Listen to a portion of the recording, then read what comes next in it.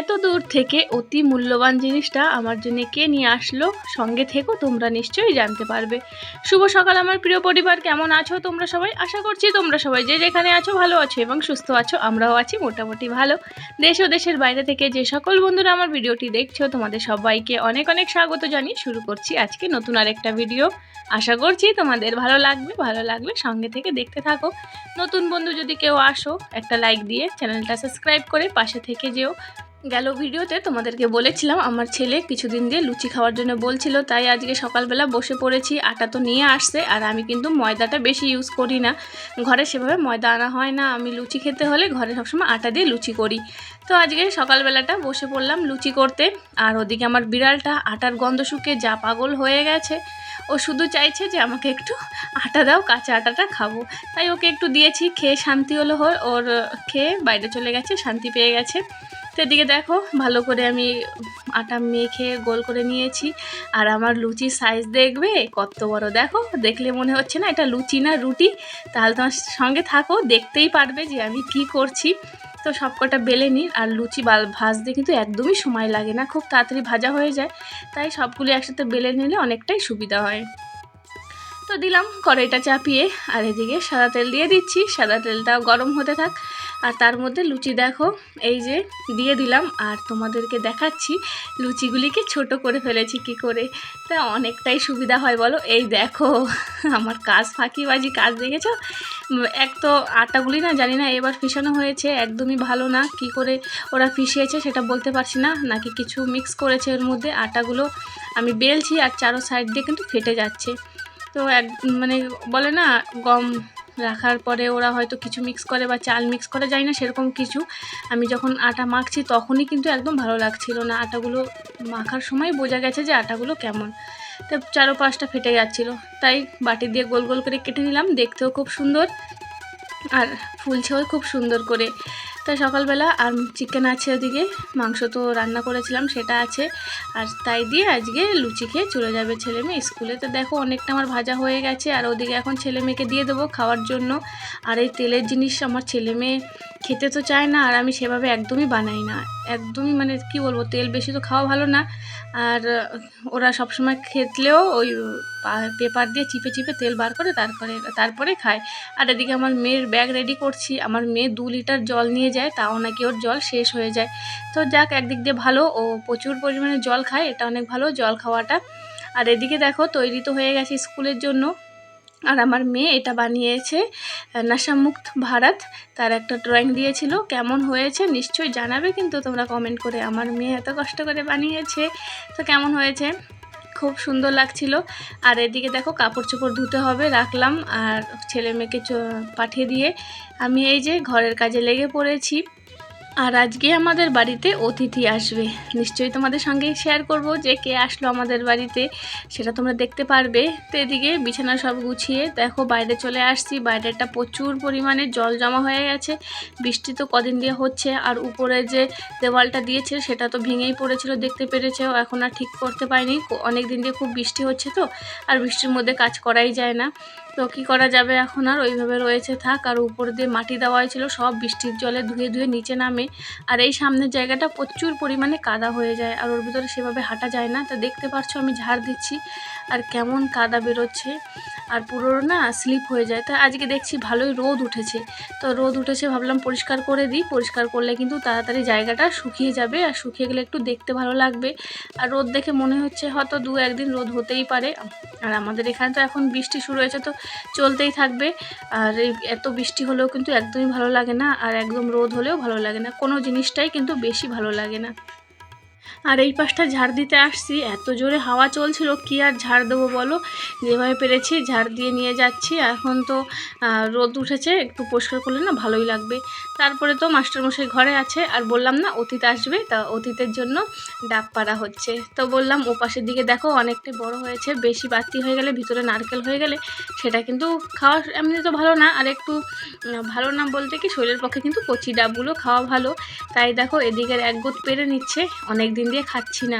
মেয়ে কিন্তু কবার করে বলে দিয়েছে, ও মা কবে ডাব খাওয়া হবে।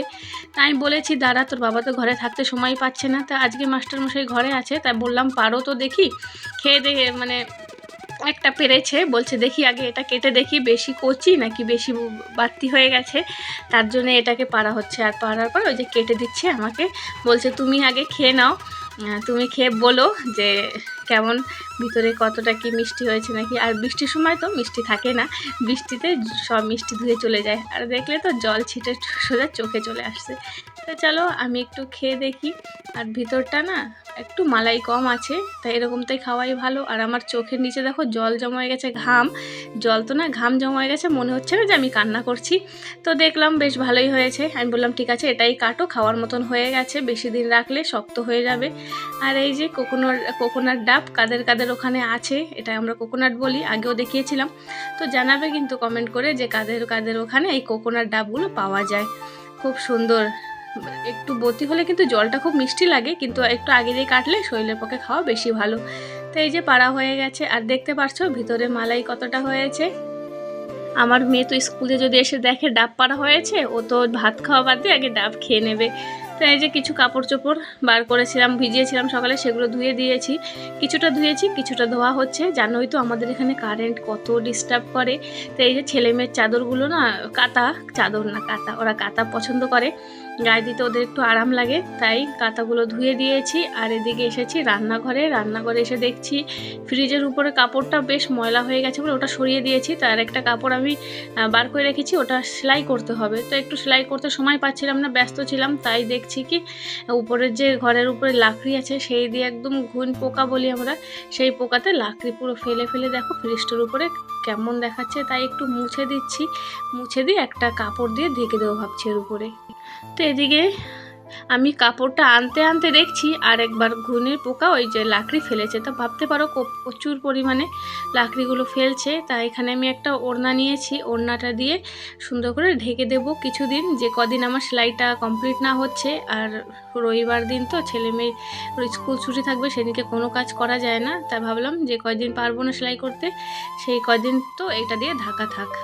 তো ওদিকে সেই কাজ করে স্নান করে পুজো দিয়েছি, সেগুলো আর একদমই ভিডিও করলাম না। আর ঘরে অতিথি চলে আসছে, সেটা তোমাদের সঙ্গে পরে শেয়ার করব, তাই তাড়াহুড়ো করে ওদিকের আর কোনো ভিডিও করা হলো না, সোজা চলে আসছি রান্না করতে। তো আজকে রান্না করব উচ্ছে আর আলু ভাজা করব। উচ্ছে আর আলু পেঁয়াজ দিয়ে ভাজা করতে খুব ভালো লাগে, অনেকেই দেখি খুব পছন্দ করো, তা সবাই দেখি রান্না করছে, তা ভাবলাম আমি একটু উচ্ছে দিয়ে আলু দিয়ে ভাজা করে নিই। তো বন্ধুরা আমি কিন্তু প্রত্যেক দিন ভিডিও দিই না, একদিন বাদে ভিডিও দিই, আর চেষ্টা করি সবার ভিডিও দেখার। আর নেট প্যাক থাকলে কিন্তু তোমাদের সবার ভিডিও, যে প্রত্যেকদিন ভিডিও দিচ্ছ তাদের ভিডিও কিন্তু আমি দেখতাম।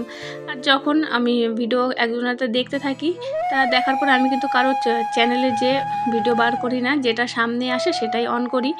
তো আমাদের ভিডিওর পরিবারের মধ্যে একজন আছে পম্পা ব্লগস করে, সেই পম্পা ব্লগসের দিদিভাই কিন্তু আমার পুরনো ভিডিওগুলি সে দেখে যায়। আর এদিকে দেখাচ্ছিলাম দেখো ঘরে কাজ করছি, আর একটা হেলিকপ্টার কতবার করে যে রাউন্ড মারছে জানি না কোথায় আবার কি হলো, সেগুলো চেক করছে, তাই তোমাদের সঙ্গে একটু শেয়ার করলাম।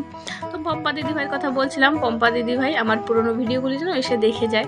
তো দেখেছি তার কমেন্ট কিন্তু পুরনো ভিডিওতে, আমি হয়তো তার ভিডিওটা প্রত্যেকদিন দেখতে পারি না, আর সে কিন্তু আমার ভিডিওগুলি দেখে যায়। তো পম্পা ব্লগসের পম্পা দিদিভাই অনেকেই জানো, অনেক ভালোবাসা দিদিভাই তোমাকে, এত সুন্দর করে আমাকে সাপোর্ট করার জন্য, আমার পাশে থাকার জন্য। তো এদিকে দেখো কালকে রান্না করেছিলাম সেটা কিন্তু রয়েছে, আলু পেঁপে দিয়ে মাছের ঝোল, আর এখানে হচ্ছে কলমি শাকের ডাঁটা আলু দিয়ে একটু চচ্চড়ি করেছি, তার সঙ্গে উচ্ছে আলু তো ভাজা রয়েছে। তো এখন উচ্ছে আলু ভাজা আর কলমি শাকের ডাঁটা করলাম, আর এখানে চিকেন করেছিলাম সেটা আছে। তো এই দেখো এই হচ্ছে আমাদের অতিথি, আমার মামা শ্বশুর। তোমাদেরকে গেল ভিডিওতে বলেছিলাম যে ওনার আসার কথা আছে, তা উনি চলে আসছে, কালকে এসেছে, তা আজকে আমার এখানে আসলো, শাশুড়িমার ওখানে ছিল। তো উনি খাওয়া দাওয়া করেছে, আর আমিও কিন্তু খাওয়া দাওয়া করেছি অনেকটাক্ষণ পরে। এটা ছেলে মেয়ে ঘরে এসেছে, ওরা ভাত না খেয়ে ডাব খেতে বসে পড়েছিল, তারপরে আমি আবার ওদেরকে ভাত দিয়ে এখন আসলাম। এই যে নারকেলের ঘেরাগুলো কেটে রাখা হয়েছে, আমরা কিন্তু ঘেরা বলি, এইগুলোকে এখন পাতা বার করে ছাড়িয়ে তারপর ওর মধ্যে দিয়ে যে সরার কাঠি থাকে সেগুলো বার করব ঘর ঝাড় দেওয়ার জন্য। রূপা ব্লগসের রূপা দিদিভাই আমাকে কিন্তু অনেক জিজ্ঞাসা করেছিল গেল ভিডিওতে যে তোমার মামা শ্বশুর আসামে কোথায় থাকে, তো রূপা দিদিভাই তো আসামে থাকে, তাই তো মামাকে আমি অনেকবার জিজ্ঞাসা করেছি, সে বলেছে কিন্তু না আমি মনে রাখতে পারি না, তাই আমি ভয়েস দেওয়ার আগে তার কাছে আবার ফোন করে শুনলাম কোন জায়গায় থাকে, আর আমি কিন্তু লিখে রেখেছি। তো চলো তোমাদেরকে সেই জায়গাটার নাম বলে দিই। হচ্ছে ডিস্ট্রিক্ট হচ্ছে মুড়িগাঁও, সমষ্টি কি সেটা তো জানি না, বললো সমষ্টি গাজী রুট, তারপরে হচ্ছে গ্রাম হচ্ছে গরুমরা ধলনি, আর পোস্ট অফিস হচ্ছে বোর পার্ক, থানা হচ্ছে মায়াঙ্ক। তাই এইখানটায় মামা শ্বশুর থাকে। জানি না তোমরা কজনে চিনবে। আসামে তো আমার অনেক বন্ধুরা আছে, উমা দিদিভাই যেরকম, উমার ক্রিয়েশন অ্যান্ড ব্লগ থেকে উমা দিদিভাই আসাম থেকে, আর রূপা দিদিভাইও, আর আরও অনেকে আছে যেরকম আমাদের সীমা দেব ব্লগ চ্যানেল থেকে সীমা দিদিভাই, সে থাকে নর্থ ইস্টে। তারপর হচ্ছে পিঙ্কি মিরর ব্লগের পিঙ্কি দিদিভাই থাকে ত্রিপুরায়। তো তোমরা যে এত দূর দূর থেকে আমার ভিডিওগুলি দেখছো, তোমাদের সবাইকে অনেক অনেক অনেক বেশি ভালোবাসা। তারপর তো আরও আছে, কলকাতা আছে, আরও অনেক কয় জায়গার নামগুলো ভুলে যাই, ক্ষমা করে দিও আমাকে। তারপরে তো ওই যে বললাম না, অতি মূল্যবান জিনিস এত দূর থেকে আমার জন্য কে নিয়ে আসছে, আমার মামা শ্বশুর অতি মূল্যবান জিনিস আমার জন্য নিয়ে আসছে আসাম থেকে। তাই দেখো তোমরা কী নিয়ে আসছে। মামা শ্বশুর কিন্তু চলে গেছে, মামা আমার শাশুড়িমার ওখানে মাস্টারমশাই যখন ডিউটি গিয়েছে তাকে নিয়ে গেল। তাই এখানে দেখতে পাচ্ছ চা পাতা নিয়ে আসছে, আমার শাশুড়িমা বলছিল কিন্তু চা পাতা নিয়ে আসতে, তা নিয়ে আসছে 1 কিলো। তো এখানে 250 গ্রামের প্যাকেট, আর আমার এটা কিন্তু 3-4 মাসের বেশি চলে যাবে। তো আমি তো চা খাই না জানো তোমরা।